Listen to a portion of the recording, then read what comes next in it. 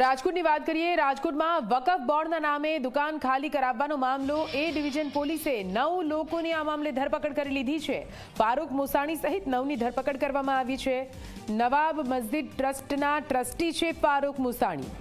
મહત્વપૂર્ણ છે મંગળવારની આ ઘટના, જ્યાં વકફ બોર્ડના નામે કેટલાક લોકોએ દુકાનને તાળા તોડીને સામાન બહાર ફેંક્યો હતો। આ મામલે 5 લોકો સામે ફરિયાદ થઈ હતી। વેપારીઓની ફરિયાદ બાદ પોલીસે કાર્યવાહી કરી છે અને તેમની દુકાનો તેમને અપાવી છે।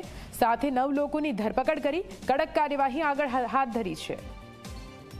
વધુ માહિતી સાથે સંવાદદાતા ગૌરવ જોડાઈ ગયા છે ફોન લાઈન પર। ગૌરવ, વકફ બોર્ડના નામે દુકાન ખાલી કરાવવાનો પૂરો જે મામલો સામે આવ્યો હતો, જો કે આ મામલે હવે કડક કાર્યવાહી કરવામાં આવી રહી છે। ગૌરવ, ચોક્કસ જ નિધિ, રાજકોટના જૂના દાણાપીઠ વિસ્તારમાં વકફ બોર્ડના નામે કેટલીક દુકાનો છે તે ખાલી કરાવવાની જે ઘટના સામે આવી હતી, ત્યાર પછી પોલીસ કમિશનરને વેપારીઓ દ્વારા રજૂઆત કરવામાં આવી અને પોલીસ કમિશનરના આદેશ બાદ એ ડિવિઝન પોલીસ છે કે તેમના દ્વારા વેપારીઓની જે દુકાનો જે ખાલી કરવામાં આવી હતી, તાળા તોડી દેવામાં આવ્યા હતા, તે દુકાનો પરત છે તે સોંપી દેવામાં આવી છે અને સામાન અંદર રાખી દેવામાં આવ્યું છે। એ ડિવિઝન પોલીસ દ્વારા જે રીતના ફારૂક મુસાણી સહિત 9 શખ્સો સામે ફરિયાદ નોંધી હતી ને આ તમામ જે ફરિયાદ જે આરોપીઓ છે ફરિયાદની અંદર, એ આરોપીઓની ધરપકડ છે તે ડિવિઝન પોલીસ દ્વારા મોડી રાત્રિના કરવામાં આવી છે। નવાબ મસ્જિદના ટ્રસ્ટી છે ફારૂક મુસાણી અને તેમની પણ ધરપકડ છે તે કરવામાં આવી છે।